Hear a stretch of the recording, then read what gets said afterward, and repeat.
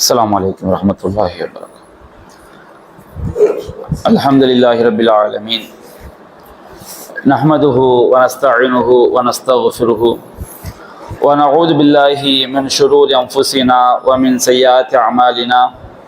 من يهده الله فلا مضل له ومن يضلله فلا هادي له، وأشهد أن لا إله إلا الله وحده لا شريك له، وأشهد أن محمدا عبده ورسوله. أما بعد، أعوذ بالله من الشيطان الرجيم.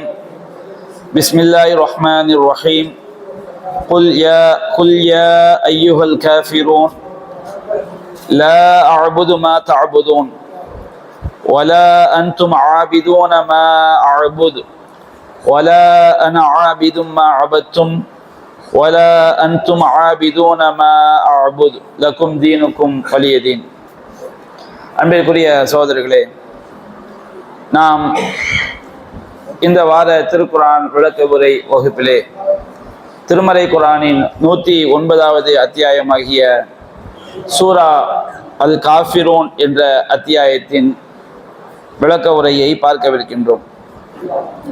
இந்த அத்தியாயத்திலே மொத்தம் 6 வசனங்கள் இடம்பெற்றிருக்கிறது. இந்த அத்தியாயத்தினுடைய முதலாவது வசனத்தில் குல் யா ஐயுஹல் காஃபிரூன், அல் காஃபிரூன் என்ற வார்த்தை இடம்பெற்றிருப்பதினால் இந்த சூராவிற்கு சூரா அல் காஃபிர், சூரத்துல் காஃபிரூன் என்ற பெயர் சூட்டப்பட்டிருக்கிறது. திருமறை குரானினுடைய இந்த 109வது அத்தியாயமும் அதே போன்று திருமறை குரானின் 112வது அத்தியாயமாகிய சூரத்துல் இஹ்லாஸ், குல் ஹுவல்லாஹு அஹத் என்ற இந்த 2 அத்தியாயங்களும் தௌஹீதினுடைய மிக முக்கியமான அடிப்படைகளை, ஓரிரை கொள்கையினுடைய அடிப்படைகளை உள்ளடங்கி இருக்கிறது. நபிகள் நாயகம் ஸல்லல்லாஹு அலைஹி வஸல்லம் அவர்கள் இந்த 2 அத்தியாயங்களையும் ஃபஜ்ருடைய முன் சுன்னத்தில் அவங்க வழமையாக ஓதி இருக்கின்றார்கள். ஃபஜ்ர் தொழுகையினுடைய முன் சுன்னத்தில் முதல் ரக்காத்துல சூரத்துல் இஹ்லாஸ், 2வது ரக்காத்துல சூரத்துல் காஃபிரூன் என்ற அத்தியாயத்தை ஓதி இருக்கின்றார்கள். அதே போன்று இரவில் தொழக்கூடிய தொழுகைகளை 2 தொழுது கடைசியில் வித்ராக தொழும் பொழுது அந்த வித்திர் தொழுகை ரசூல் ஸல்லல்லாஹு அலைஹி வஸல்லம் 3 ரக்காத்துகளா தொழும் பொழுதும் வித்திர் தொழுகையில முதல் ரக்காத்துல சப்பி இஸ்ம ரப்பிக்கல் அலா, 2வது ரக்காத்துல சூரா அல் காஃபிரூன் குல் யா அய்யுஹல் காஃபிரூன், 3வது ரக்காத்துல சூரத்துல் இஹ்லாஸ் குல் ஹுவல்லாஹு சூராவை என்ன செஞ்சிருக்கிறாங்க, ஓதி இருக்கின்றாங்க. அதே போன்று மக்ரிப் தொழுகையினுடைய பின் சுன்னத்திலையும் ரசூல் ஸல்லல்லாஹு அலைஹி வஸல்லம் முதல் ரக்காத்துல குல் யா அய்யுஹல் காஃபிரூன், 2வது ரக்காத்துல சூரத்துல் இஹ்லாஸ் குல் ஹுவல்லாஹு சூராவை ஓதி இருக்கிறாங்க. அதே போன்று ஹஜ் உம்ரா செய்யும் பொழுது தவாஃப் முடித்த பிறகு அதே மக்காம இப்ராஹிமுக்கும் நமக்கு மத்தியில் மக்காம இப்ராஹிம் இருக்கக்கூடிய வகையில காபாவை நோக்கி தொழுவது சுன்னத். அந்த தவாஃப் முடித்த பிறகு தொழக்கூடிய 2 ரக்காத் சுன்னத்தான தொழுகை ரசூல் ஸல்லல்லாஹு அலைஹி வஸல்லம் அவர்கள் முதல் ரக்காத்துல குல் யா அய்யுஹல் காஃபிரூன், 2வது ரக்காத்துல சூரத்துல் இஹ்லாஸ் குல் ஹுவல்லாஹு சூராவை என்ன செஞ்சிருக்கிறாங்க, ஓதி இருக்கிறாங்க. அப்ப இந்த 2 சூறாக்களையும் பல்வேறு சுன்னத்தான தொழுகைகள்ல ரசூல் ஸல்லல்லாஹு அலைஹி வஸல்லம் ஓதி காட்டியிருக்கிறாங்க. அதாவது நாம இரவு தொழுகையை முடிக்கும் பொழுதும், பகலுடைய தொழுகை சுபுடைய முன் சுன்னத்தை ஆரம்பிக்கும் பொழுதும், அதே போன்று பகலுடைய இறுதியில மக்ரிபுடைய இரவினுடைய ஆரம்பத்துல நம்ம தொழக்கூடிய மக்ரிபுடைய பின் சுன்னத்திலையும் ரசூல் ஸல்லல்லாஹு அலைஹி வஸல்லம் இந்த அத்தியாயங்களை அன்றாடம் ஓதி இருப்பது இந்த அத்தியாயத்துடைய முக்கியத்துவத்தை நமக்கு என்ன செய்வது காட்டுகிறது. அதே போன்று தௌஹீதை நாம விளங்கிக் கொள்வதற்காக அதை 3 வகையாக பிரித்து சொல்வார்கள். ஒன்று தௌஹீது ருபூபியா. தௌஹீது ருபூபியான்னு சொன்னோம்னா இந்த பிரிவு எல்லாமே குர்ஆன் ஹதீஸை நன்றாக தெரிந்து தௌஹீதை நம்ம எளிமையாக விளங்கிக் கொள்வதற்காக குர்ஆன்லையும் சுன்னாவிலையும் சொல்லப்பட்ட ஏகத்துவத்துடைய அடிப்படைகள் இந்த 3 வகைக்குள் இருக்கும் என்ற அடிப்படையில் வகைப்படுத்தப்பட்டிருக்கு. நபிகள் நாயகம் சொன்ன ஒரு வகைப்பாடு அல்ல. குர்ஆனை படித்த அறிஞர்கள், சுன்னாவை படித்த அறிஞர்கள் அது சொல்லப்பட்டிருக்கக்கூடிய ஏகத்துவத்துடைய கருத்துக்களை 3ஆக அவங்க என்ன செய்வாங்க, பிரித்து நமக்கு எளிமையாக விளங்கிக் கொள்வதை சொல்லி தருவாங்க. ஒன்று தௌஹீது ருபூபியா. தௌஹீது ருபூபியா என்று சொன்னால் அல்லாஹ்வை அல்லாஹ் மட்டும்தான் ரப்பு என்பது அவனை நாம் ஏகத்துவப்படுத்துவது. ரப்புனா என்ன? எல்லா உலகங்களையும் அவன் தான் படைத்தான், நம்மையும் அவன் தான் படைத்தான். அல்லாஹ்வை தவிர உள்ள எல்லா விஷயங்களும் உலகம் என்று சொல்லப்படும். அப்போ எல்லாவற்றையும் அணு முதல் அண்ட சராசரங்கள் வரை எல்லாவற்றையும் படைத்தவன், முன்மாதிரியின்றி படைத்தவன் அல்லாஹ் ரப்புல் ஆலமீன். அவன் ஒவ்வொன்றுக்கும் ஒரு விதியை என்ன செய்திருக்கிறான், அவன் தான் நிர்ணயித்திருக்கின்றான். ஒவ்வொரு மனிதனுக்கும் ஒரு விதி இருக்கிறது, வானத்திற்கு என்று ஒரு விதி இருக்கிறது, எல்லாவற்றுக்கும் அல்லாஹ் ஒரு விதியை, சூரியனுக்கு என்று அல்லாஹ் ஒரு விதியை நிர்ணயித்திருக்கின்றான், சந்திரனுக்கு என்று விதியை நிர்ணயித்திருக்கின்றான். எல்லா படைப்பினங்களுக்கும் அல்லாஹ் ரப்புல் ஆலமீன் ஒரு விதியை அவன் தான் நிர்ணயித்திருக்கின்றான். அவன்தான் எந்தெந்த ஜீவராசிகளுக்கெல்லாம் ரிஸ்க் கொடுக்கணுமோ ரிஸ்க் கொடுக்கக்கூடிய அவன் தான். உயிரை கைப்பற்றக்கூடிய அவன் தான். அவன் தான் மலையை இறக்கி வைக்கக்கூடியவன். அவனுடைய நாட்டப்படிதான் நமக்கு ஒவ்வொரு துன்பமும் ஒவ்வொரு நல்லதும் நமக்கு நடக்கிறது. அவனுடைய நாட்டம் இல்லாமல் எதுவுமே நடக்காது என்று எல்லா ஆற்றல்களையும் அல்லாஹ் ஒருவனுக்கு மட்டுமே உரித்தானதாக நம்புவது தௌஹீது ருபூபியா. ரப்பு என்றால் படைத்து பரிபாலிக்கக்கூடியவன். எல்லாவற்றையும் அல்லாஹ் ஒருவனுக்குத்தான். அல்லாஹ்வுக்கு வானத்தை பூமியை படைத்தது அவனுக்கு எந்த ஒரு கூட்டாளியும் என்ன செய்யாது, கிடையாது. அவனுக்கு எந்த உதவியாளர்களும் என்ன செய்யாது, கிடையாது. இது தௌஹீது ருபூபியான்னு சொல்லுவாங்க. இரண்டாவது, அல்லாஹ் ஒருவன் தான் நம்முடைய ரப்பு. அவன் தான் நம்மை படைத்தான், அவன் தான் நம்மை பரிபாலிக்கின்றான், அவன் தான் நமக்கு உணவளிக்கின்றான், அவன் தான் நமக்கு நீர் போட்டுகின்றான், அவன் தான் நமக்கு நறுவழி காட்டுகின்றான்.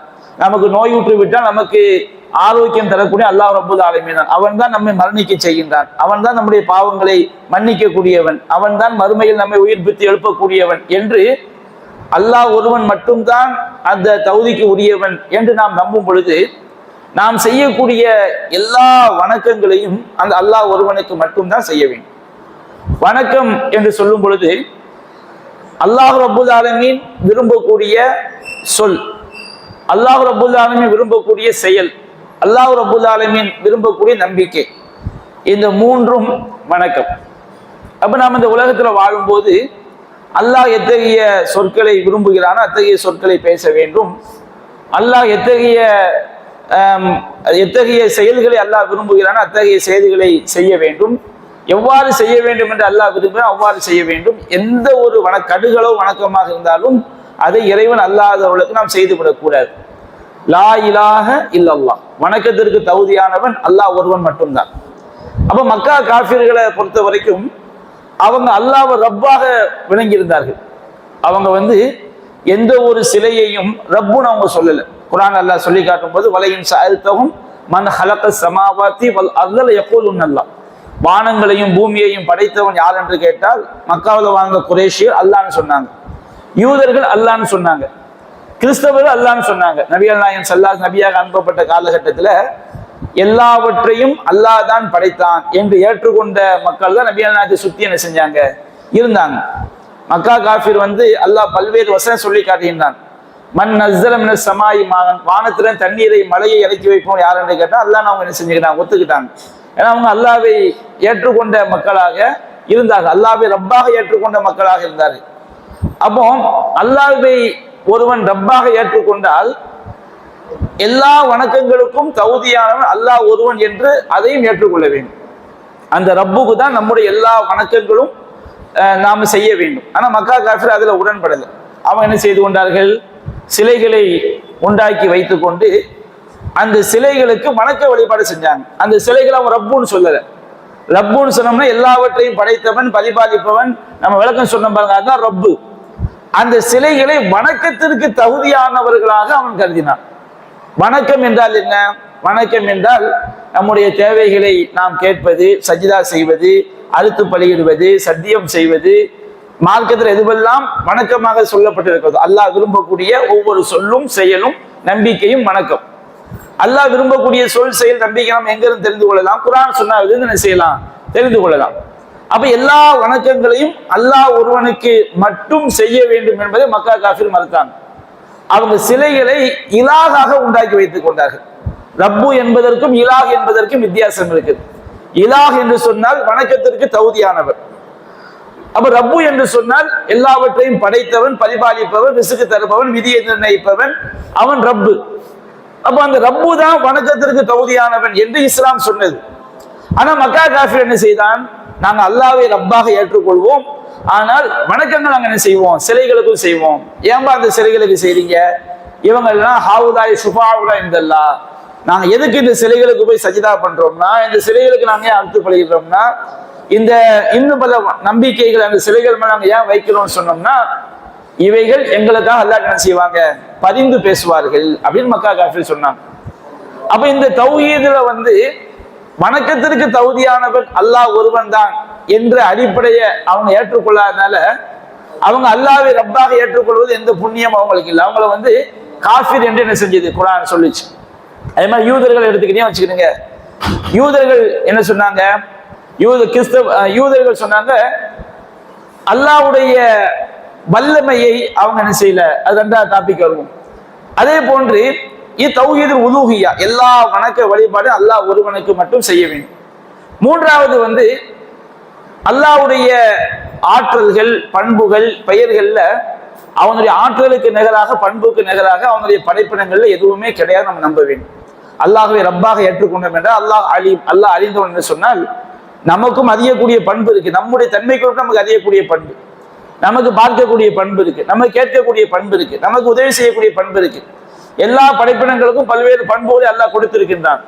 ஆனா அல்லாஹ்விற்கு இருக்கக்கூடிய பண்புகளுக்கு நிகராக, அவனுக்கு இணையாக கடுகளோ கூட எந்த படைப்பினங்களும் வர முடியாது. இது அஸ்மா வ சிஃபாத், அல்லாஹ்வுடைய பெயர்களிலும் பண்புகளிலும் அவனை நாம் தனித்தவனாக, இணையற்றவனாக, முழுமையானவனாக நாம நம்புறது. யூதர்களை பொறுத்த வரைக்கும் அவங்க அல்லாஹ்வை கடவுளாக ஏற்றுக்கொண்டார். நபி ஸல்லல்லாஹு அலைஹி வஸல்லம் காலத்துல யூதர்கள் லா இலாஹன்னு சொன்னாங்க, வணக்கத்திற்கு, அதாவது அல்லாஹ் தான் ரப்புன்னு ஏத்துக்கிட்டாங்க. ஆனால் யூதர் என்ன செஞ்சாங்க, அல்லாஹ்வுடைய பண்புகள்ல விளையாடினாங்க. அல்லாஹ்வுடைய யதுல்லாஹி மக்லூலத்துன், அல்லாஹ்வுடைய கை வந்து கட்டப்பட்டிருக்குது, அல்லாஹ் கஞ்சன். யூதர் என்ன செஞ்சான், அல்லாஹ் கஞ்சன் சொன்னான். என்றைக்கு ஒருவனுடைய நம்பிக்கை சரியாக இல்லையோ அப்ப அவனுடைய வணக்க வழிபாடு சரியாக இருக்காது. நம்பிக்கையும் வணக்க வழிபாடும் சரியில்லை என்றால் அவனுடைய செயல்பாடு சரியாக இருக்காது. யூதர் என்ன செஞ்சான், அல்லாஹ் வந்து கஞ்சன் சொன்னான். அல்லாஹ் கஞ்சன் சொல்லிட்டான் வச்சுக்கிடுங்க, அல்லாஹ்வுடைய கை கட்டப்பட்டு இருக்கிறது அப்படி யூதர்கள் சொல்லும் போது அல்லாஹ்ட்ட போய் கேட்பானா? அவன் நம்பிக்கையே அல்லாஹ் கஞ்சன். நம்ம இஸ்லாம் நம்ம அல்லாஹ்வை நம்ம எப்படி நம்புறோம்? குர்ஆன் எப்படி நம்ப சொல்லுது? யதுல்லாஹி மப்சூதத்துன், எல்லா நேரங்களிலும் அல்லாஹ்வுடைய கை விரிக்கப்பட்டு வாரி வழங்கி கொண்டே இருக்கிறான். இப்படி நாம நம்முடைய நம்பிக்கை இருக்கும் போது நம்முடைய தேவையும் யார்கிட்ட கேட்போம்? ரப்புட்ட கேட்போம். நம்பிக்கை சரியாக இருக்கும் போது என்ன செய்யும்? செயல் வணக்கம் சரியாக அமையும். வணக்கம் சரியாக அமையும் போதுதான் அந்த நம்பிக்கை வணக்கத்தின் அடிப்படையில் அவங்களுடைய செயல்பாடு என்ன செய்யும்? சரியாக அமையும். அப்ப யூதர்கள் வந்து அல்லாஹ்வுடைய கை கட்டப்பட்டு இருக்கிறது அப்படின்னு என்ன செஞ்சாங்க, சொன்னாங்க. இன்னும் பல்வேறு நம்பிக்கை. அப்புறம் அல்லாஹ் வந்து உசைர் அலைஹிஸ்ஸலாம் அவங்களை வந்து யூதர்கள் அல்லாஹ்வுடைய மகன் அப்படின்னு செஞ்சாங்க, சொன்னாங்க. நாங்க அல்லாஹ்வுக்கு நெருக்கமானவன் யூதர்கள் சொன்னாங்க. அப்படி அல்லாஹ்வுக்கு யார் நெருக்கமானவன் ஆக முடியும்? யார் வந்து அல்லாஹ்வை வணங்கி வழிபடுகின்றானோ, இறையச்சமானவனா இருக்கிறானோ அவன் வந்து அல்லாஹ்வுக்கு நெருக்கமானவன். என்ன அக்ரமக்கும் இன்தல்லாஹி அத்காக்கும், அல்லாஹ்விடத்துல வந்து இறையச்சமுடையவர்கள் தான் உங்களில் மிக கண்ணியத்திற்குரியவர்கள். யூதன் சொன்னா நாங்க அல்லாஹ்வுடைய பிள்ளைகள், எங்களை அல்லாஹ் நரகத்தில் தூக்கி போட்டாலும் கொஞ்ச நாள் தான் நரகம் என்ன செய்யும், எங்களை எரிக்க, அதுக்கு நாங்க ஆட்டோமேட்டிக்கா சொர்க்கத்துக்கு வந்துடும், நாங்க அல்லாஹ்வுடைய நேசத்திற்குரியவர்கள். இப்படி நம்பும் போது ஒரு தனி சேவை நம்புறான் வச்சுக்கணும், அல்லாஹ்வுடைய பிள்ளை, நான் அல்லாஹ்வுக்கு நேசத்துக்குரியவன் அப்படின்னு நம்பும் போது அவன் செயல்பாடு எப்படி இருக்கும்? அதுக்கு தகுந்த மாதிரி தானே இருக்கும்.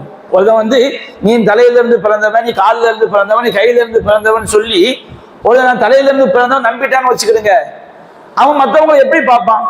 அவன் வந்து மற்றவங்க இழி ஜாதியா தான் செய்வான், பார்ப்பான்.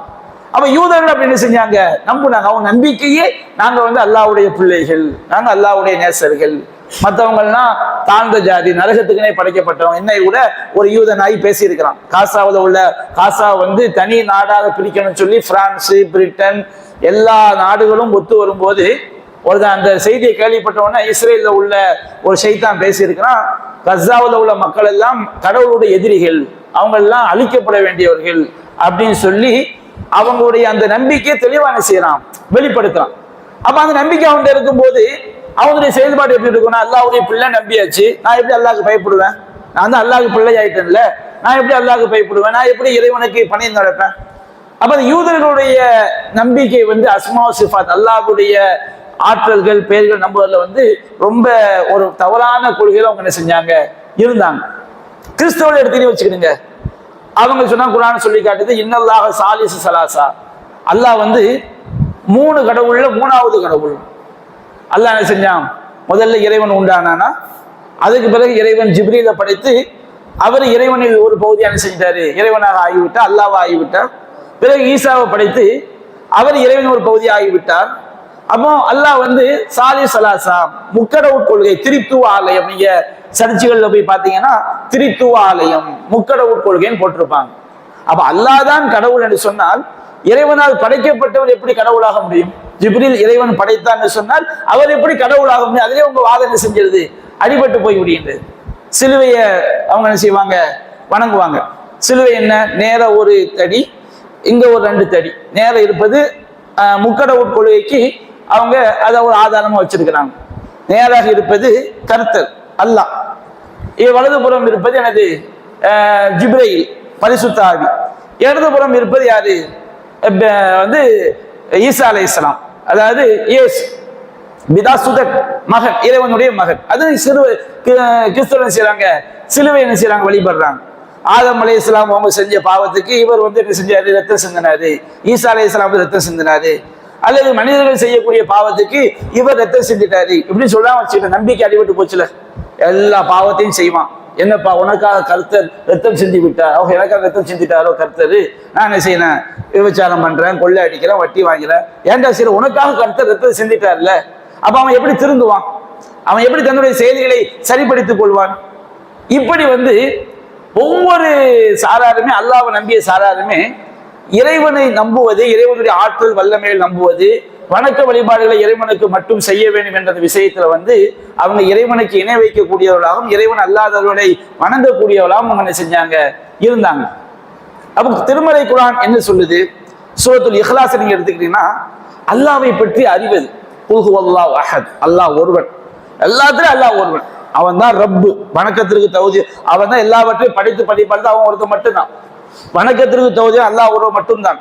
அல்லாஹ்வுடைய ஆற்றல்கள்ல, பண்புகள்ல, அவனுடைய தோற்றத்துல அவனுக்கு ஈக்குவலாக, அவனுக்கு சமமாக, அவனுக்கு நிகராக எதுவுமே இல்லை. அல்லாஹு சமத், அல்லாஹ் தேவையற்றவன். அவனுக்கு, கடவுளுக்கு எந்த தேவையும் கிடையாது. மனைவி கிடையாது, பிள்ளை கிடையாது, அவனுக்கு எந்த உணவு தேவை கிடையாது, எதுவுமே எனக்கு தேவை கிடையாது. லம் யலித், அவன் யாரையும் பெறவும் இல்லை. கிறிஸ்தவர்கள் சொன்னாங்க உசைர் வந்து அல்லாஹ்வுடைய பிள்ளைன்னாங்க, அதாவது ஈசா அலைஹிஸ்ஸலாம் அல்லாஹ்வுடைய பிள்ளைன்னாங்க. யூதர்கள் உசைர் அல்லாஹ்வுடைய பிள்ளைன்னாங்க. மக்கா காஃபிர்கள் மலக்குமார் அல்லாஹ்வுடைய பெண் மக்கள் சொன்னாங்க. அல்லாஹ் சொன்னான் லம் யலித், அவன் யாரையும் பெறவும் இல்லை. வலம் யூலத், அவன் யாராலும் பெறப்படவும் இல்லை. அல்லாஹ்வை வந்து எந்த ஒரு ஆளும் படைக்கவில்லை. அப்போ அல்லாஹ் ரப்பனா கேட்கிறான், அஃபமை யஹ்லுக் கமல்லா யஹ்லுக், படைத்தவன் படைக்காதவனை போன்று ஆக முடியுமா? படைக்காதவன் எப்படி கடவுளாக முடியும்? அப்ப அல்லாஹ்வை எவனும் படைக்கவில்லை, அவன் யாராலும் பெறப்படவும் இல்லை. வலம் யகுல் லஹு குஃபுவன் அஹத், அவனுக்கு நிகராக எதுவும் இல்லை. இது அல்லாஹ்வை பற்றி அறிவது, தௌஹீதை புரிவது. தௌஹீதை புரிந்து விட்டோம் என்று சொன்னால், இந்த தௌஹீதை பற்றி அறிவு ஒருவனுடைய உள்ளத்தில் வந்து விட்டது என்று சொன்னால், அவன் கடுகளவு வணக்கத்தை கூட யாருக்கு செய்ய மாட்டான்? அல்லாஹ்வை தவிர இன்னொருவரும் செய்ய மாட்டான். அப்ப அல்லாஹ் ரப்பல் ஆலமீன் சூரத்துல் காஃபிரூன் அப்படிங்கிற அத்தியாயத்துல வந்து வணக்க வழிபாடுகள், வணக்கத்திற்கு தகுதியானவன் அல்லாஹ் ஒருவன் மட்டும்தான் என்பதை நமக்கு தெல்ல தெளிவாக அல்லாஹ் செய்கின்றான், எடுத்துரைக்கின்றான். நபிகள் நாயகத்தை அழைத்து அல்லாஹ் கொண்ட குல், நபியே நீங்கள் கூறுவீராக. அல்லாஹ் ரப்பல் ஆலமீன் தன்னுடைய தூதரோடு பேசக்கூடிய வார்த்தையை குல், நபியை நீங்கள் சொல்வீராக, நீங்கள் கூறுங்கள். மக்களுக்கு சொல்ல வேண்டிய விஷயம் என்ன? யா ஐயுகல் காஃபிரூன், காஃபிர்களே என்று அல்லாஹ் அழைக்கின்றான். கஃபர அப்படிங்கிற வார்த்தைக்கு வந்து மறைத்தான், மறுத்தான், புறக்கணித்தான் அப்படின்னு அந்த வார்த்தைக்கு அர்த்தம். கஃபரன்னு சொன்னா மறைத்தான், சத்தியத்தை மறைக்கிறது. யாரெல்லாம் அல்லாஹ்வுடைய ஆற்றலை ஏற்க மறைக்கிறார்களோ, அல்லாஹ்வுடைய வசனங்களை மறைக்கிறார்களோ, அல்லாஹ்வுடைய பண்புகளை மறைக்கிறார்களோ, அல்லாஹ்வுடைய அருட்கொடைகளை மறைக்கிறார்களோ, புறக்கணிக்கிறார்களோ, இவங்க எல்லாருமே காஃபிர். அரபி மொழியில விவசாயம் பண்றாங்க, விவசாயம் செய்யக்கூடியவங்களுக்கு காஃபிர்னு சொல்லுவாங்க. ஏன்னா அவன் வந்து விதையை எங்க மறைக்கிறான்? பூமிக்குள் மறைக்கிறான். அதனால காஃபிர்ங்கிற வார்த்தை விவசாயிங்கிற அர்த்தம் கூட இருக்குது. குர்ஆன்ல அல்லாஹ் அந்த வார்த்தையை என்ன செய்யறான்? யோஜிபுல் குஃபார நபாத்துஹுன்னு அல்லாஹ் சொல்லி காட்டுறான். தாவரங்களுடைய விளைச்சல்கள் குஃபார்களுக்கு மகிழ்ச்சி அளிக்கிறது. அப்படின்னா விவசாயிகள், விவசாயம் பண்ணக்கூடியவன் என்ன செய்யறாங்க? விதையை பூமிக்குள்ள மறைக்கிறதுனால அவனுக்கு பேர் காஃபிர். அவன் உண்மையை மறைக்கக்கூடியவர்கள், சத்தியத்தை மறைக்கக்கூடியவர்கள், அதே போன்று ஏற்க மறுப்பவர்கள், புறக்கணிக்கக்கூடியவர்கள், இவங்களுக்கு பேர் காஃபிர். இந்த காஃபிர்ங்கிற வார்த்தையில எல்லாருமே உள்ள வந்துருவாங்க. மக்கா காஃபிர்கள், யகூதிகள், நஸ்ரானிகள், நபியானாயின் காலத்தில் வாழ்ந்தவர்கள், இன்னும் யாரெல்லாம் இஸ்லாத்தை தங்களுடைய வாழ்க்கை நெறியாக ஏற்றுக்கொள்ளவில்லையோ எல்லோரும் என்ன செஞ்சிருவாங்க, இந்த காஃபிர்ங்கிற வார்த்தைக்குள்ள வந்துருவாங்க. புல்யா ஐயுகள் காஃபிரூன், காஃபிர்களே என்று எல்லா உலகத்துல மக்கள் ரெண்டா தான் இஸ்லாம் பிரிக்குது. ஒன்று முஸ்லிம், இன்னொன்னு யாரு, காஃபிர். ஒருவன் ஒன்று முஸ்லிமாக அல்லாஹ்வுக்கு அடிபணிந்த முஸ்லிமாக இருப்பான், இல்லை என்றால் அல்லாஹ்வை மறுத்த காஃபிராக என்ன செய்வான், இருப்பான். காஃபிர் என்று சொல்லும் போது சில நேரங்கள்ல, அதாவது இந்த காஃபிர்ங்கிற வார்த்தை இருக்கு பாருங்க, ஒருத்தன் காசு பணத்துக்கு அடிமையானாலும் அவனையும் இந்த வார்த்தை என்ன செய்யும், குறிக்கும். ஒரு மனிதன் சத்தியத்தை ஏற்க மறுக்கிறதுக்கு என்ன காரணம், அவன் எனக்கு அரசியல் தான் பெருசு, பதவி தான் பெருசுன்னு போகும்போது அல்லாஹ் இணை வைப்பான்னா மாறிடுவான். அவனுக்கு துன்யா என்ன செஞ்சிடும், பெருசா ஆயிடும். அதற்காக நம்ம ஒரு பதவி வகிக்க கூடாது என்று சொல்லவில்லை. எந்த பதவி வகித்தாலும் என்ன செஞ்சிடக்கூடாது, அல்லாஹ்க்கு இணை வைப்பானா ஆயிடக்கூடாது. ஒரு காசு தான் பெருசுன்னு வச்சுக்கிடுங்க, அவன் அல்லாஹ்க்கு இணை வைக்கக்கூடியவனா ஆயிடுவான். அந்த நேரத்தில் அவன் காஃபிர் ஆயிடுவான். நபிகள் நான் சொல்லி காட்டான், தஈஸ் அப்துல் தீனார் வ அப்துல் திர்ஹம் வ அப்துல் ஹமீஸ் வ அப்துல் ஹமீல். தங்க காசுக்கு அடிமையானவன் நாசமாகி விட்டான், வெள்ளி காசுக்கு அடிமையான நாசமாகி விட்டான், பட்டு அது போன்ற கடினப்பட்டு மென்பட்டு போன்ற ஆடைகளுக்கு அடிமையானவன் நாசமாகி விட்டான். அவன் அடிமையாகிட்டாங்கிறதுக்கு என்ன அர்த்தம், ஏதோ ஓட்டிய ஒழிய அது அவனுக்கு கொடுக்கப்பட்டால் அவன் பொருந்திக் கொள்வான். இஸ்லாம் சரியான மார்க்கம், எனக்கு காசு கிடைக்குது, பணம் கிடைக்குது, எல்லாம் கிடைக்குது. அவன் அப்படி இருந்தா இல்லை என்று சொன்னால் அவன் அந்த கொள்கையை வெறுத்து வேற கொள்கைக்கு என்ன செஞ்சு விடுவான், போய் விடுவான். அப்ப காசுதான் பெரிது என்று ஒருவன் இறை கொள்கையில் சமரசம் பண்ணா வச்சுக்கிறேன், இவன் முஷ்ரிக் தான். நம்ம என்ன நினைக்கிறோம், தர்காவுக்கு ஒரு சஜிதா பண்ணா மட்டும்தான் முஷ்ரிக்கு காஃபிரு, அதே போன்று ஒரு சிலையை வணங்கினா மட்டும்தான் காஃபிரு. கிடையாது. ஒருவன் அல்லாஹ்வுடைய மார்க்கத்தை விட பணத்தை பெரிதாக நினைத்தால், ஒரு அல்லாஹ்வுடைய மார்க்கத்தை விட இந்த உலக ஆதாயத்தை பட்டம் பதவிகளை பெரிதாக நினைத்தால், இணை வைக்கக்கூடிய காரியங்களை ஒருவன் சமரசம் செய்து கொண்டால் அப்ப அவன் காஃபிர். அப்ப குல்யா ஐயுகள் காஃபிரூன், காஃபிர்களே என்ற இந்த அழைப்பு ஒட்டுமொத்தமா எல்லா ஷிர்கையும் செய்யக்கூடியவங்களை எடுத்துக்கொள்ளும். அல்லாஹ்வை ரப்பாக ஏற்றுக்கொள்ள மறுப்பவர்கள், அல்லாஹ்வை ரப்பா ஏற்றுக்கொண்டு அல்லாஹ்வை மட்டும் வணங்காதவர்கள், அல்லாஹ்வுடைய ஆற்றலை மனிதர்களுக்கு இருப்பதாக சொல்பவர்கள். நபிகள் நாயகம் ஸல்லல்லாஹு அலைஹி வஸல்லம் அவங்கள ரொம்ப கவனமா இருந்தாங்க. ஒரு மனிதர் நபிகள் நாயகம் ஸல்லல்லாஹு அலைஹி வஸல்லம் அவங்கள பார்த்து சொன்னாரு,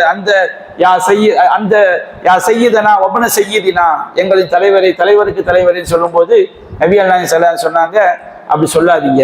சையித் ஒரு புகழக்கூடிய அர்த்தத்துல சொல்லும் போது, சையிதுன்னு சொன்னோம்னா வழி நடத்தக்கூடியவன். நபிகள் நாயகம் ஸல்லல்லாஹு அலைஹி வஸல்லம் அவங்களை எந்த அர்த்தத்துல அவங்க சொல்றாங்க, சாதாரணமா இவர் தலைவர் சொல்லும்போது அந்த அர்த்தம் எல்லாரும் தெரியும். ஒரு புகழக்கூடிய இடத்துல அந்த செய்யுதுனா வபன செய்யுதுனா, எங்கள் தலைவர் சொல்லும்போது நபிகள் நாயகம் சொன்னாங்க, யா அய்யுஹன்னாஸ் அலைக்கும் பித்தக்வாக்கும், அல்லாஹ்வை நீங்க அஞ்சிக் கொள்ளுங்கள். நீங்க என்ன அல்லாஹ் எனக்கு எந்த அந்தஸ்தை தந்திருக்கேன்னா அதை விட மேல உயர்த்திடாதீங்க, அந்த மாதிரி நான் ஆக்கி விடாதீர்கள். ஒரு திருமணத்துக்கு போகும்போது ஃபீனா நபியின் யாலம மாஃபியா கதின், திருமணம் முடிந்த மறுநாள் ஒரு வீட்டுக்கு போறாங்க. அப்போ சிறுமிகள்லாம் படிக்கிறாங்க, எங்கிட்ட நபி இருக்கின்றார், நாளை நடப்பதை எல்லாம் அறிவார். நாளை நடப்பதை அறியக்கூடிய ஆற்றல் யாருக்கு இருக்குது, அல்லாஹ் ஒருவனுக்கு தான் இருக்கு. அந்த வல்லமையில யாரையும் ஈடாக்கி விடக்கூடாது. அப்ப நபியா சொன்னாங்க, லா தக்கூலி ஹாக்கதா, அப்படி படிக்காதீங்கம்மா பிள்ளைங்க, நீங்க அப்படி படிக்காதீங்க. லா யாலமும் மாஃபியா கதின் இல்லல்லா, நாளை நடப்பதை அல்லாஹ் தஆலா யாரும் செய்ய முடியாது, அறிய முடியாது. நபியா சொல்லி கொடுத்தாங்க. சஹாபாக்களை சிலர் அறியாம காபாவை சத்தியமாக சொல்லும்போது, சத்தியம் என்பது வணக்கம், அந்த வணக்கத்தை அல்லாஹ்வின் பேரால் செய்ய வேண்டும். அவங்க அறியாம வல்காபா அப்படின்னு சொல்லும்போது நபியா திருத்தி கொடுக்கலாம், செய்யாதீங்க, வல்காபா சத்தியம் பண்ணாதீங்க, ரப்பில் காபா, காபாவுடைய இறைவன் மீது சத்தியம் சொல்லுங்க. மாஷா அல்லாஹ் வஷுத்த, நபிகள் நாயகத்தை நோக்கி சில சஹாபாக்கள், ஒரு சில சஹாபாக்கள் அல்லாஹ் நாடிய நீங்கள் நாடிய நடந்தது சொல்லும்போது நபியா தடுக்கிறாங்க. அப்படி கிடையாது, அல்லாஹ்வுடைய நாட்டமும் மனித நாட்டமும் சமம் கிடையாது, அல்லாஹ்வுடைய ஆற்றலுக்கு ஈக்குவலாக ஆக்கிவிடக் கூடாது. நபிகள் நாயகம் சொன்னாங்க, மாஷா அல்லாஹ், அல்லாஹ் நாடியே நடந்தது, சும்மா செலுத்த பிறகு நீங்கள் நாடியே நடந்தது, அப்படி சொல்லுங்க. அல்லாஹ்வுடைய ஆற்றல்ல பண்பு என்ன செஞ்சாரு, என்னை இணையாக்கி விடாது நபியான தடுத்தாங்க. ரசூல் ஸல்லல்லாஹு அலைஹி வஸல்லம் மகன் இப்ராஹிம் அலைஹிஸ்ஸலாம் அவங்க மௌத்தான நாள்ல சூரிய கிரகணம் பிடிக்குது. அப்ப மக்கள்லாம் என்ன பேசிக்கிறாங்க, இப்ராஹிம் நபியுடைய மகன் மரணித்ததற்காக இந்த கிரகணம் பிடித்து விட்டது. நபியுடைய மகனுக்கு ஒரு புனிதத்துவத்தை உண்டாக்குறாங்க. அந்த மகன் சொர்க்கவாசி தான். ஆனால் இறைவனே வானம் பூமி அதற்காக அழுவதை போன்று, இறைவனுடைய படைப்பினங்கள் எல்லாம் அதற்கு கவலை தெரிவிப்பதை போன்று செய்யறாங்க. வானம் பூமி யாருடைய கட்டுப்பாட்டில் இருக்குது? அல்லாஹ்வுடைய கட்டுப்பாட்டில் இருக்குது. அப்ப நபிகள் நாயகம் சொன்னாங்க, இந்த ஷம்ஸ வல் கமர ஆயத்தானின் ஆயாத்தில்லா, சூரியனும் சந்திரனும் அல்லாஹ்வுடைய அத்தாட்சிகள். லா என்கஷிஃபானி லி மௌத்தி அஹதி வலா ஹயாத்தி, யாருடைய மரணத்திற்காம் யாருடைய பிறப்புக்காம் அது என்ன செய்யாது, கிரகணம் பிடிக்காது. ஒரு சஜிதா செய்தல் வணக்கம் என்று சொன்னால், நான் ஒரு பெண் ஒரு மனிதன் இன்னொரு மனிதனுக்கு சஜிதா செய்வதாக இருந்தால் ஒரு பெண் கணவனுக்கு சஜிதா செய்ய உத்தரவிட்டு இருப்பேன். ஆனால் ஷரியத்தில் என்ன செய்யாது, கூடாது. என்கிட்ட வந்து நீங்க எந்த உதவியும் கேட்கக்கூட நபிகள் நாயகம் சொன்னாங்க. அல்லாஹ்வுடைய ஆற்றல்கள்ல பண்புகள்ல எந்த ஒரு நேரத்திலையும் மக்கள் தன்னை இறைவனுக்கு நிகராக கொண்டு வந்து விடக் கூடாது என்பதை இஸ்லாம் ரொம்ப சரியாக இருந்தது, ரொம்ப கவனமா இருந்தது, ரொம்ப எச்சரிக்கையா இருந்தது. ஒரு பஞ்சம் ஏற்படும் போது விலை வந்து கூடும், சில பொருளுக்கு விலை கூடும், வரத்து கம்மியாகும் போது.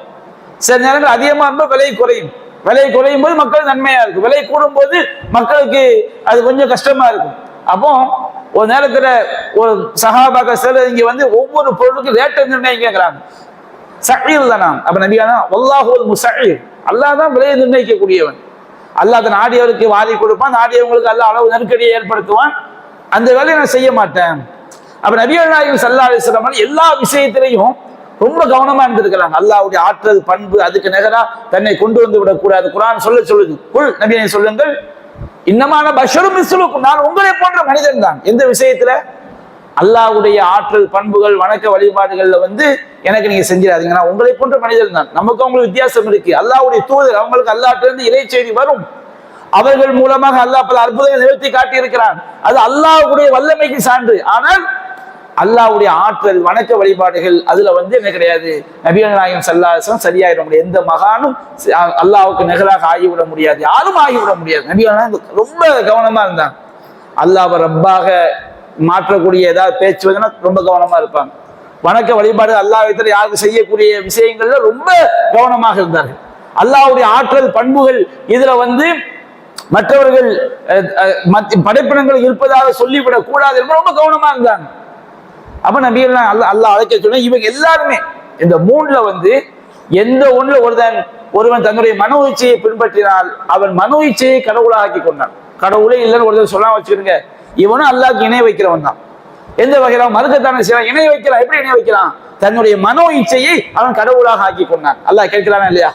அஃபரைத மனி தகத இலாஹு ஹவாஹு, தன்னுடைய வணக்கத்திற்குரிய கடவுளாக தன்னுடைய மனோ இச்சையை எடுத்துக்கொண்டதை பார்க்கவில்லையா? அவன் மனசு எப்படி சொல்லுதோ அப்படிதான் நடப்பான். ஒரு மூமின் எப்படி நடக்கணும்? அல்லாஹ் சொன்ன மாதிரி நடக்கணும், அல்லாஹ் சொன்ன மாதிரி வாழணும். நம்முடைய உலக விஷயங்கள் கூட, நாம செய்யக்கூடிய ஒவ்வொரு விஷயங்களும் கூட அது வந்து வணக்கமா மாறும். நம்ம உலகத்தில் செய்யக்கூடிய விஷயம். ஒரு சபையில வந்து ஒரு தடவை ஒரு கேள்வி மாதிரி கேட்கிறோம், நம்ம எதுக்காண்டி சாப்பிட்றோம்? எல்லாரும் பசி நீங்கிறதுக்காண்டி சாப்பிட்றோம். எதுக்காண்டி தூங்குறோம்? நமக்கு சோர்வா இருக்கு தூங்குறோம். எதுக்காண்டி சம்பாதிக்கிறோம்? நல்லா வாழணும் சம்பாதிக்கிறோம். ஒரு மூமினுடைய நோக்கம் அது கிடையாது. நம்ம எதுக்காண்டி தூங்குறோம் சொன்னோம்னா, என்னுடைய இறைவன் சொன்னபடி வாழ வேண்டும் என்றால் இறைவனுக்கு வணக்க வழிபாடுகள் செய்யணும், இறைவன் சொன்னபடி நான் வாழ வேண்டும், இறைவன் சொன்னபடி பல்வேறு நன்மையான காரியங்களை செய்ய வேண்டும் என்றால் எனக்கு தூக்கம் அவசியம். அதுக்காண்டி நான் தூங்குறேன். ஒரு மூமினுடைய ஒவ்வொரு வினாடியும் நம்முடைய வாழ்க்கை யாருக்காக இருக்கணும்? இறைவனுக்காக இருக்கணும். நீ எதுக்குப்பா திருமணம் செய்கிறாய்? என்னுடைய மார்க்கம் அதை நோக்கத்தை சொல்லி காட்டு. திருமணம் செஞ்சா சில நமக்கு ஒரு நிம்மதி கிடைக்கும், ஒரு சக்கீனத்து கிடைக்கும், விபச்சாரத்திலிருந்து நம்மை தற்காத்துக் கொள்ளலாம், நம்முடைய சந்ததிகளை பெருக்கிக் கொள்ளலாம், சந்ததிகளினால் பல மார்க்க நன்மைகள் இருக்குது. இப்படி எல்லா விஷயத்தையும் ஒருவன் தன்னுடைய மனைவிக்கு ஊட்டி விடுவது கூட அது வந்து அவன் தர்ம மார்க்கம் சொல்லுது. ஏன் இறைவன் மனைவியை கவனிக்க சொல்கிறான்? பிள்ளைகளுக்கு செலவு பண்றது கூட நமக்கு வணக்கமாகும். ஏன் இறைவன் என்னுடைய பிள்ளைகளை கவனிக்க சொல்கிறான் என்ற அடிப்படையில் ஒவ்வொரு விஷயத்தையும் இறைவனுக்காக செய்யும் போது நம்முடைய வாழ்க்கை என்ன செய்து மரணம் நமக்கு வந்து வணக்கமாயிரு. தூங்கும் போது என்ன செய்யறோம்? நபிகள் நாயகம் சொன்ன மாதிரி தூங்குறோம், ஓது செய்யறோம், அல்லாஹும்ம பிஸ்மிகா மூத்துவாகியா சொல்றோம், ஔராதுகளை ஓதுறோம், வலதுபுறமா படுக்கிறோம். இதெல்லாம் நம்ம தூக்கம் நமக்கு என்ன செஞ்சிருது? வணக்கமாயிருது. சாப்பிடும்போது பிஸ்மில்லா சொல்லி சாப்பிடுறோம், சாப்பிடுவது வணக்கமாகிறது. ஒரு பயானை கேட்பதற்கு அமர்ந்திருக்கிறோம், இறைவனுடைய மார்க்கத்தை தெரிய வேண்டும் என்பதற்காக, அது நமக்கு வணக்கமாகி விடுகிறது. அப்ப வணக்கம் என்று சொன்னால் அல்லாஹ் ரப்புல் ஆலமீன் எந்தெந்த காரியங்களை எப்படி செய்ய வேண்டும், எப்படி வாழ வேண்டும், எப்படி நாம் பேச வேண்டும் என்று நமக்கு உத்தரவு, எப்படி நம்ப வேண்டும் என்று உத்தரவிட்டானோ அல்லாஹ் நமக்கு வழிகாட்டி தந்த பிரகாரம், அல்லாஹ்விடமிருந்து அல்லாஹ்வுடைய தூதர் வழிகாட்டி தந்த பிரகாரம் அதற்கு அடிபணிவதுதான் வணக்கம், அதற்கு எதிராக நடப்பதுதான் குஃப்ர். அப்போ அல்லாஹ் அழைக்க ஐயுகள் காஃபிரூன், காஃபிர்களை என்று அல்லாஹ் என்ன செய்கின்றான், அழைக்க சொல்கின்றான். லா அஅ்புது மா தஅ்புதூன், நீங்கள் வணங்கக்கூடியவற்றை நான் ஒருபோதும் வணங்க மாட்டேன். லா அஅ்புத் அப்படிங்கிற வார்த்தைக்கு ரெண்டு அர்த்தம், நிகழ்காலத்தையும் குறிக்கும் எதிர்காலத்தையும் குறிக்கும். நீங்கள் வணங்கி கொண்டிருப்பவற்றை நான் நிகழ்காலத்திலும் வணங்க மாட்டேன், எக்காலத்திலும் வணங்க மாட்டேன். இது ஒருபோதும் வணக்கத்தை அல்லாஹ் ஒருவனை தவிர யாருக்கும் செய்ய மாட்டேன். நீங்க வணங்கக்கூடிய சிலைகளாக இருக்கட்டும், சமாதிகளாக இருக்கட்டும், மரங்களாக இருக்கட்டும், கற்களாக இருக்கட்டும், அல்லது எந்த ஒன்றையும் நான் செய்ய மாட்டேன், ஒருபோதும் ஒரு காலத்திலும் நான் வணங்கவே மாட்டேன். அவங்க அல்லாஹ்வையும் சேர்த்தான வணங்கிட்டு இருந்தாங்க. மக்கா காஃபிர்கள் சிலைகளோடு சேர்த்து யாரையும் வணங்கிட்டு இருந்தாங்க, அல்லாஹ் வணங்கிட்டு இருந்தாங்க. அதுக்கு அடுத்த வரித நபிகள் அல்லாஹ் சொல்ல சொன்னாங்க, வலா அன்தும் ஆபிதுன் மா அஅ்புது, நான் வணங்கக்கூடிய ஒருவனை, இறைவனை நீங்கள் வணங்கக்கூடியவர்களாக ஆகவே மாட்டீர்கள். ஏன்? அல்லாஹ் ஒருவன் மட்டும்தான் ரப்பு, அவன் மட்டும்தான் வணக்கத்திற்கு தகுதியானவன், அவன் மட்டும் அவனுடைய ஆற்றல் பண்புகளை போன்றவர் யாருக்கும் கிடையவே கிடையாது என்ற நம்பிக்கையில வணங்கினா மட்டும்தான் அல்லாஹ் வணங்குறது. அல்லாஹ் வணங்குறது என்ன அர்த்தம்? 10ஓட 11 அல்லாஹ் வணங்க அல்லாஹ்வுடைய வணக்கமா, அது அல்லாஹ் ஏற்றுக்கொள்ளவே மாட்டான். ஆனா அவனு ஷுரக்காய் அனி ஷிர்க், அல்லாஹ் அப்படி சொல்லிக்காரு, ஷிர்க்கை விட்டு நான் தேவையற்றவன். மன் அமில அமலன் ஃபஅஷ்ரக ஃபீஹி மஇ கைரி, என்னை ஒருவன் எனக்கு செய்ய வேண்டிய வணக்கத்தில் என்னோடு மற்றவரை கூட்டாக்கினால் ஃபதரத்துஹு ஷிர்கஹு, அவனையும் முதல் ஷிர்க்கையும் நான் புறக்கணித்து விடுவேன். அவனையும் அல்லாஹ் புறக்கணிச்சிடுவான், அவருடைய ஷிர்க்கையும் அல்லாஹ் புறக்கணித்து விடுவான். அப்போ ஒருவன் அல்லாஹ்வை வணங்கியவன் எப்ப ஆவான்? அவன் ரப்புங்கிற தன்மையில அல்லாஹ் என்ன செய்யணும், இணை வைக்காமல் இறைவன் ஒருவன் தான் ரப்பு என்பதை ஏற்றுக்கொள்ள வேண்டும். கடுகளோ வணக்க வழிபாட்டை கூட இறைவன் அல்லாதவர்களுக்கும் செய்யக்கூடாது. இறைவன் நம்ம எல்லா வணக்கங்களையும் அல்லாஹ் ஒருவனுக்கு மட்டும்தான் செய்ய வேண்டும். அல்லாஹ்வுடைய ஆற்றல் பண்புகள் இறைவனுக்கு இருப்பதை போன்று இவர் யாருக்கும் கிடையாது, இணையாக இல்லை என் நம்பிக்கை அவனுடைய உள்ளத்துல இருந்து கொண்டு அவன் அல்லாஹ் வாழ்ந்தால்தான் அல்லாஹ் வணங்குகிறான். இந்த நம்பிக்கையில் தொழக்கூடியவனுடைய தொழுகை தான் தொழுகை. இந்த நம்பிக்கையில் அழுத்து பலியிடக்கூடியவனுடைய அழுத்து பலியில் தான் வணக்கம். இந்த நம்பிக்கையில் நோன்பு நோக்கக்கூடியவனுடைய நோன்பு தான் நோன்பாக அல்லாஹ்விட கருதப்படும். இந்த நம்பிக்கையில ஒருவன் செய்யக்கூடிய எல்லா செயல்களும் அவன் மார்க்கமாக வணக்கமாக ஆகும். அப்ப வலா அன்தும் ஆபிதுன மா அஅ்புது, நான் வணங்கக்கூடியவனை நீங்கள் வணங்கக்கூடியவர்களாக இல்லை. அப்ப இந்த 2 வசனங்களும் நான் செய்ய மாட்டேன், நீங்கள் வணங்கக்கூடிய அல்லாஹ், ஒரு மூமின் தெளிவாக தௌஹீத் விஷயத்துல காம்ப்ரமைஸ் என்பது கிடையாது. தௌஹீதுல காம்ப்ரமைஸ் கிடையாது. இதுல ஒன்றோடு ஒன்று நாம ஒத்து போக நினைச்சா ஒத்து போகவே முடியாது. ஒத்து போனா மறுமை சொர்க்க நிரந்தரமா சொர்க்கத்தை அடைய முடியாது. இதுல எப்படி ஒரு காம்ப்ரமைஸ் வரும்? இதுல எப்படி மற்றவங்களோட இணங்கி போக முடியும்? நான் இணங்கி போறாங்களா இல்லையா? அதாவது மத நல்லிணக்கம் அப்படிங்கிற பேர்ல பிள்ளையார் சதுர்த்திக்கு, விநாயகர் சதுர்த்திக்கு போய் வரவேற்பு கொடுக்கிறது, பல்வேறு சிறுக்கான காரியங்களை பங்கெடுக்கிறாங்க. அது எப்படி ஒரு தௌஹீத் ஷிர்க் எப்படி ஒன்றிணைய முடியும்?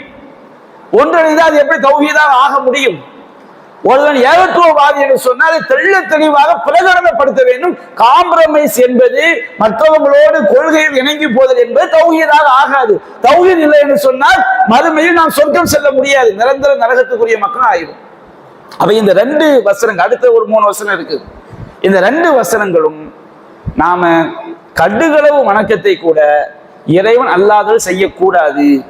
இறைவன் அல்லாதவர்களுக்கு வணங்கக்கூடியவர்கள் அல்லாஹ்வை வணங்கினால் வணக்கமாக ஆகாது. 2 வசனத்துடைய கருத்தும் தெளிவான விஷயம்.